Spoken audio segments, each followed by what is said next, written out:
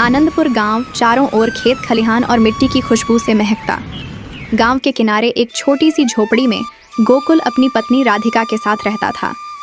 घर में ज्यादा कुछ नहीं था, लेकिन दोनों का हौसला बड़ा था।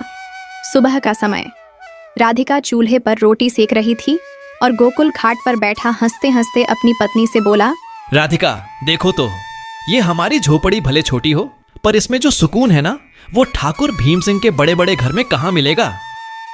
सुकून तो है गोकुल, पर अनाज की चिंता हर दिन सताती है। गेहूं की बोरी आधी भी नहीं बची। अगले महीने तक का गुजारा कैसे होगा। अरे तू चिंता मत कर, मेहनत करने वालों का भगवान भी साथ देता है। खेत में इतनी मेहनत की है, फसल अच्छी ही निकलेगी। राधिका हल्की मुस्कान के साथ चुप हो गई। गोकुल भाई, तेरी मेहनत तो सब जानते हैं, पर सुना है पिछले साल भी तेरी बोरियां कोई उठा ले गया था। गोकुल ने सिर झुका लिया। हाँ रमेश वाह, पता नहीं कौन है जो रात होते ही खलिहान पर हाथ साफ कर देता है। गोकुल, तू सीधा सादा है, तभी लोग तुझ पर वार करते हैं। अनाज की रखवाली करनी सीख। ये गांव है, यहाँ चोरी छुप के सब चलता है। गांव वाले आपस में फुसफुसाने लगे। किसी ने कहा, सच में गोकुल बड़ा भोला है। या फिर खुद ही बहाना करता है। रात का सन्नाटा। उस रात गोकुल और राधिका जल्दी सो गए। झोपड़ी के बाहर सन्नाटा था। अचानक आधी रात को आंगन से खड़खड़ाहट की आवाज आई। राधिका घबरा कर उठी। गोकुल, सुन रहे हो? कुछ आवाज आई। गोकुल भागकर बाहर गया। चांदनी में देखा तो उनका खलिहान खुला पड़ा था। गेहूं की एक बोरी गायब। अरे हमारी मेहनत, हमारी बोरी। राधिका बाहर आकर सिसक पड़ी। हे भगवान, अब हम खाएंगे क्या? बच्चे तो हैं नहीं, पर खुद का पेट भरना भी मुश्किल होगा। गोकुल गुस्से और दुख से जमीन पर बैठ गया। कौन है ये चोर? दिन रात की मेहनत पर डाका डाल देता है। अगर पकड़ में आया ना, तो चैन से जीने नहीं दूंगा। सुबह गांव वालों में खबर फैल गई कि गोकुल की बोरी चोरी हो गई। गांव के लोग चौपाल पर बातें कर रहे थे। गोकुल भाई, तेरा तो हर साल यही हाल रहता है। लगता है तेरा अनाज किसी भूत को ही भा गया है। गांव वाले हंस पड़े। गोकुल चुपचाप खड़ा था। उसकी आंखों में आंसू थे। राधिका ने उसका हाथ पकड़कर कहा, हिम्मत मत हारो गोकुल। अगर किस्मत ने साथ नहीं दिया तो भी मेहनत से हम फिर से सब बना लेंगे। गोकुल ने सिर हिलाया, लेकिन दिल के अंदर आग जल रही थी। अब की बार चोर को छोड़ूंगा नहीं।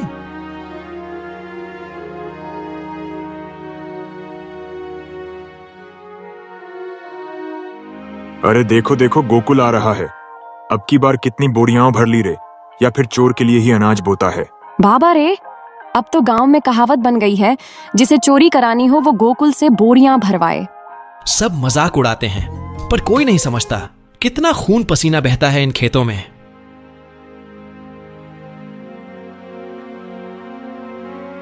क्या हुआ गोकुल? फिर से गांव वाले चिढ़ा रहे थे? हाँ राधिका, सब हंसते हैं। कहते हैं मैं मेहनत करता ही इसलिए हूं ताकि चोर को अनाज मिले। गोकुल, लोगों की बातों का क्या? वो तो तब भी हंसते हैं जब कोई गिरता है। तू सोच, अगर तू हार मान लेगा तो क्या बचेगा? अनाज चोरी हुआ तो क्या, फिर से बो देंगे। पर हर बार चोरी होगी तो मैं कब तक ये सब झेलूंगा राधिका? मेहनत का फल कभी मिलेगा भी या नहीं? मिलेगा। तू एक बार और कोशिश कर, मैं तेरे साथ हूँ। चाहे कितनी बार चोरी हो, हम हार नहीं मानेंगे। गोकुल राधिका की आंखों में झांकता है। उसके चेहरे पर थकान है, मगर भीतर कहीं उम्मीद की छोटी सी लौ जलती है। कुछ दिन बाद गोकुल फिर से खेत में पसीना बहाता है। धूप तेज है, माथे से पसीना टपक रहा है। उसके हाथ मिट्टी से भरे हैं, मगर दिल में उम्मीद है कि इस बार शायद चोरी ना हो।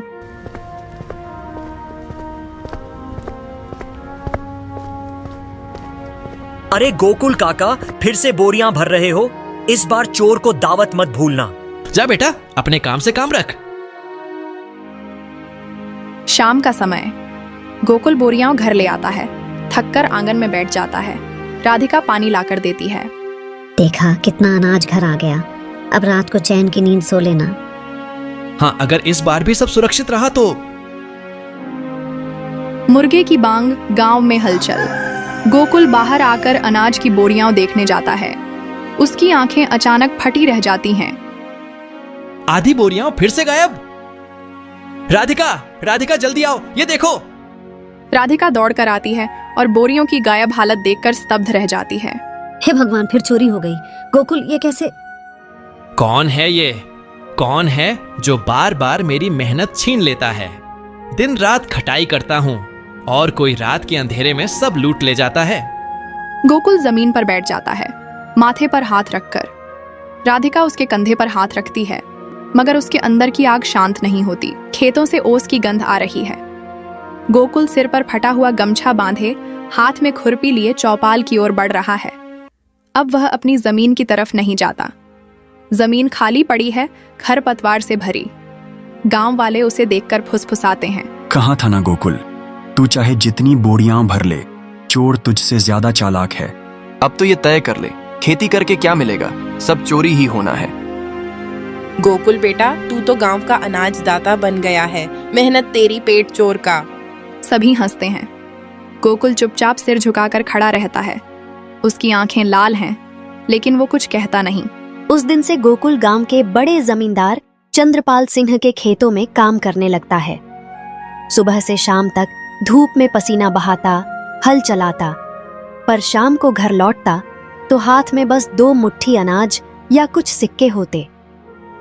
राधिका चूल्हे के पास बैठी रोटियां बेल रही होती जब गोकुल घर आता। कितना मिला आज? बस 4 आने और आधा सेर गेहूं। राधिका के हाथ थम जाते, उसकी आंखों में आंसू आ जाते। गोकुल, इतने से घर कैसे चलेगा? बच्चों को 2 रोटी भी ढंग से नहीं मिल रही।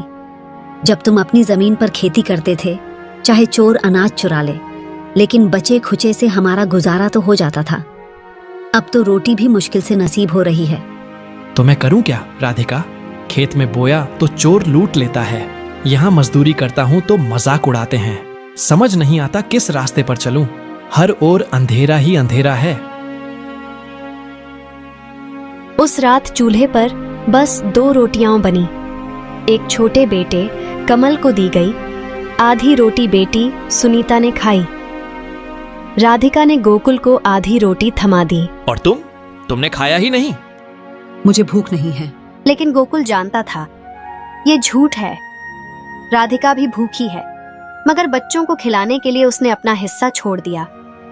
गोकुल की आंखें भर आईं। क्या यही जिंदगी रह गई है हमारी? मैं तुम्हें भूखा देखूं और कुछ कर भी ना सकूं? राधिका चुप रही। उसकी चुप्पी ही गोकुल के लिए सबसे बड़ा सवाल बन गई। गोकुल, तेरी किस्मत में तो चोरी ही लिखी है। चाहे दूसरों के खेत में हल चला ले, घर में तो रोटी नसीब नहीं होगी। सुना है कल तेरे घर बस 2 ही रोटियां बनी थी, ये भी कोई जीना है?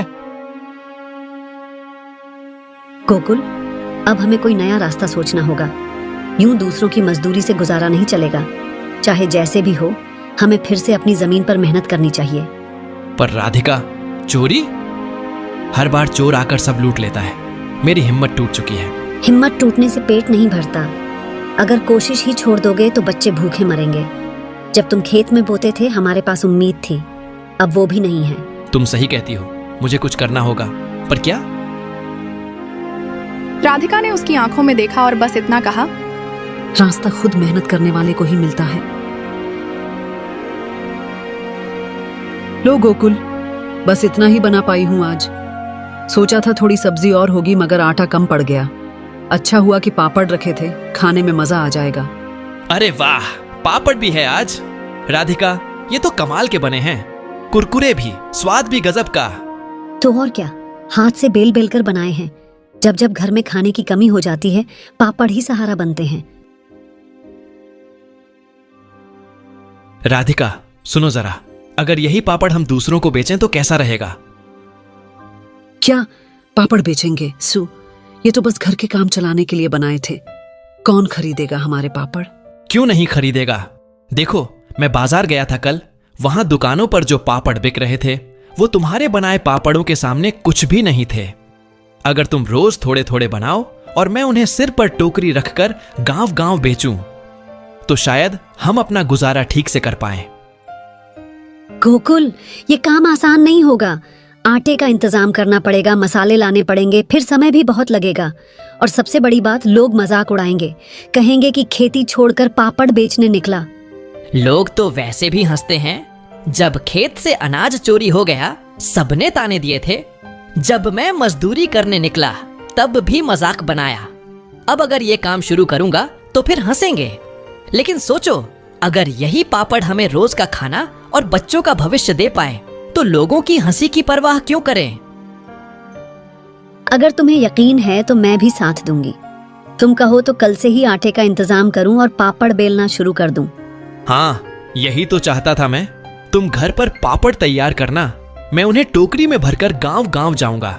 अब तक तो मेरी मेहनत बेकार जाती रही, मगर इस बार मेहनत हम दोनों मिलकर करेंगे। मेहनत कभी धोखा नहीं देती। राधिका हल्की मुस्कान देती है। उस रात दोनों देर तक बैठकर आटे का हिसाब किताब, मसालों का खर्चा और पापड़ बनाने का तरीका सोचते हैं। गोकुल, लगता है इस बार किस्मत सचमुच हमारा साथ देगी। हाँ राधिका, अब तक जितनी बार हार खाई इस बार जीतेंगे। दोनों की आंखों में नई उम्मीद की चमक।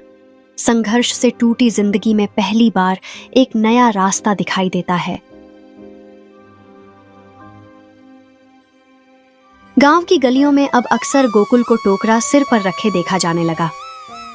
टोकरा भर पापड़ लेकर वो हर घर के दरवाजे पर पहुंचता।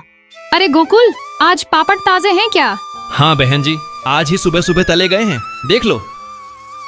कुछ औरतें खुशी खुशी खरीद लेती, लेकिन कुछ लोग पीछे से हंसते। अबे देखो देखो, कल तक खेत जोतता था, आज टोकरा लेकर पापड़ बेच रहा है। हाँ रे, किसान से पापड़ वाला बन गया। गोकुल इन तानों को सुनकर थोड़ी देर चुप रहता, लेकिन उसके चेहरे पर एक हल्की मुस्कान आ जाती। वो सोचता, हंसने दो, कम से कम अब मेहनत का पैसा तो सीधे घर पहुंच रहा है। लोगों की परवाह मत करो गोकुल, देखना यही पापड़ एक दिन हमें संभाल लेंगे। सही कहती हो राधिका, अब मेहनत ही हमारी सबसे बड़ी साथी है।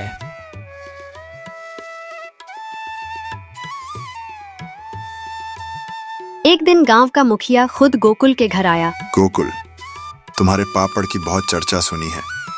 हमारे यहाँ शादी है अगले महीने, मुझे 50 किलो पापड़ चाहिए। गोकुल की आंखें चमक उठीं। 50 किलो? जी मुखिया जी, जितना कहेंगे सब बना देंगे। उस रात गोकुल और राधिका ने मिलकर पापड़ बेलने शुरू किए। राधिका, ये तो बहुत बड़ा काम है, लेकिन सोचना, अगर ये ऑर्डर पूरा हो गया तो गांव भर में हमारी पहचान बन जाएगी। हाँ गोकुल, बस थोड़ा और, मेहनत से कभी हार मत मानना। दोनों पूरी रात पापड़ बेलते रहे। आटा गूंथा, गोल गोल लोइयां बनाई, चकले पर बेल कर कपड़े पर सुखाने डाले। उनके हाथों में छाले पड़ गए, आंखों में नींद भर आई, लेकिन मन में उम्मीद जग रही थी। सुबह होते होते आंगन भर पापड़ तैयार हो गए। राधिका देखो, हमारा सपना अब सच होने वाला है।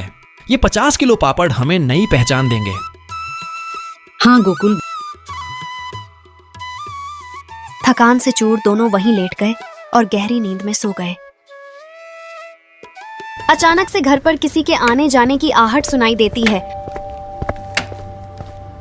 गोकुल उठो, गोकुल। गोकुल घबराकर उठा और दौड़ता हुआ बाहर गया। उसने देखा आंगन खाली पड़ा था, सभी पापड़ गायब थे। गोकुल की सांसें थम गईं। राधिका, ये सब चोरी हो गया। हे भगवान, ये किसने किया? हमारी सारी मेहनत, सारी उम्मीदें। राधिका, हर बार ऐसा क्यों होता है मेरे साथ? मेहनत करता हूं और कोई सब छीन लेता है। आखिर किसका हाथ है इसमें? कौन है जो हमें बार बार तोड़ना चाहता है? गांव का माहौल पहले ही गोकुल की परेशानियों का गवाह बन चुका था। जब पापड़ की चोरी हुई तो गोकुल का मन एकदम टूट गया। भारी कदमों से वह मुखिया के चौपाल पहुंचा।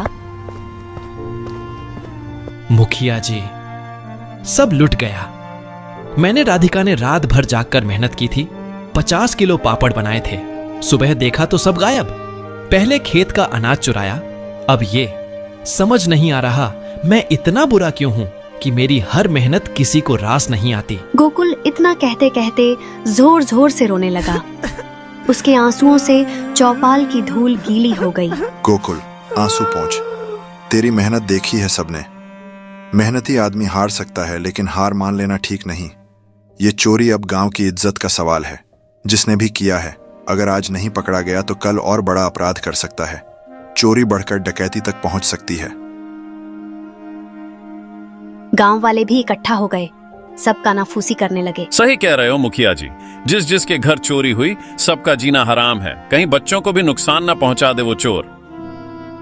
मैं तो कहती हूँ कि चौकीदार की मदद लो, रात रात भर चौपाल पर पहरा बैठाओ, तभी असली चोर पकड़े जाएंगे।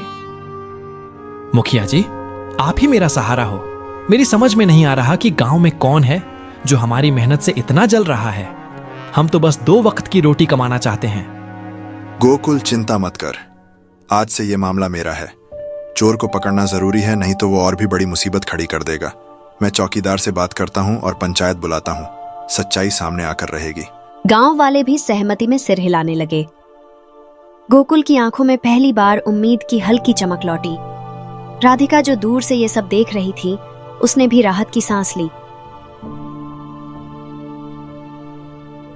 मुखिया ने चौपाल पर सबको इकट्ठा किया और धीरे धीरे अपनी योजना सुनाई। देखो भाइयों, चोर को पकड़ना है तो हमें चालाकी करनी होगी। गोकुल की मेहनत पर वार करने वाला अब और बढ़कर अपराध करेगा। आज रात गोकुल के घर 5 बड़े बोरे अनाज के रखवाए जाएंगे। ये बोरे जानबूझकर खुले आंगन में रखे रहेंगे। चोर को लगेगा कि यही सबसे आसान निशाना है और वो जरूर आएगा। गांव वाले आपस में कानाफूसी करने लगे। योजना सबको समझ आ गई। उस रात गांव का माहौल अलग ही था। चौकीदार और कुछ मजबूत किसान छिपकर गोकुल के घर के पास अंधेरे में बैठ गए। गोकुल और राधिका भीतर बैठे दिल की धड़कनें गिन रहे थे। आधी रात बीती ही थी कि अचानक आंगन में धीमे धीमे कदमों की आहट सुनाई दी। आ गया, यही मौका है। पकड़ो पकड़ो, भागने न पाए। धीरन, तू गांव के ही भाई की मेहनत लूटता रहा। तू क्यों किया ये सब, और गोकुल के ही घर को क्यों निशाना बनाया? गांव की चौपाल पर अगली सुबह भीड़ लगी थी। हर किसी की जुबान पर बस एक ही नाम था, धीरन। मुखिया ऊंची चौकी पर बैठे और सबको शांत होने का इशारा किया। मुखिया जी, मेरा घर उजड़ गया था। मेरे पास न खेत बचे न पैसा। मुझे लगा अगर गोकुल के अनाज और सामान पर हाथ साफ कर लूं तो किसी को शक नहीं होगा, क्योंकि उसकी मेहनत हर किसी को दिखती है। सब सोचते कि उसकी किस्मत ही अच्छी है। और मैं जलने लगा था। गांव वाले एक दूसरे की तरफ हैरानी से देखने लगे। चलन इंसान को अंधा बना देती है धीरन। मेहनत से भी पेट भर सकता था, मगर तूने चोरी का रास्ता चुना। आज तो तू पकड़ा गया, कल बड़ा अपराध करता तो गोकुल को बर्बाद करने पर तुला था तू। लेकिन धीरन का घर सच में उजड़ा हुआ है। उसके बच्चे भूख से तड़पते हैं। अगर हम इसे बहुत बड़ी सजा देंगे तो उसके घर वाले तो और बर्बाद हो जाएंगे। माहौल में खामोशी छा गई। सबकी नजरें अब गोकुल पर थीं, जिसे सबसे ज्यादा चोट पहुंची थी। मुखिया जी, गांव वालों, कल रात जब मैंने धीरन का चेहरा देखा तो मेरा दिल भी दहल गया। मुझे चोट पहुंची है, ये सच है, लेकिन अगर मैं भी उसी जलन और गुस्से में बह जाऊं तो मैं धीरन से अलग कैसे रहूंगा? मेहनत करने वाला दिल बड़ा होना चाहिए। मेरा कहना है, इसे गांव से निकालो मत, बल्कि इसे खेती बाड़ी में लगाओ। इसकी देखरेख पंचायत करे। मेहनत करेगा तो पेट भी भरेगा और आदत भी सुधरेगी। गोकुल, तूने बड़ी बात कही है। माफ करना आसान नहीं होता, लेकिन यही असली इंसानियत है। ठीक है, पंचायत का फैसला यह है, धीरन गांव से नहीं निकलेगा, लेकिन अगले 1 साल तक गोकुल के खेतों में काम करेगा। मेहनत करेगा तभी उसे हिस्सा मिलेगा। चोरी की सजा यही है कि अब तुझे ईमानदार बनकर जीना होगा। भाई, मैंने तुझे सताया, फिर भी तूने मेरी इज्जत रख ली। अब कभी भी तेरे भरोसे को तोड़ूंगा नहीं। आज से मैं बदल जाऊंगा। उस दिन चौपाल से लौटते समय मुखिया ने गोकुल से कहा, तेरे दिल की सफाई ही तेरी असली ताकत है गोकुल। ऐसा इंसान ही गांव को उजाला देता है।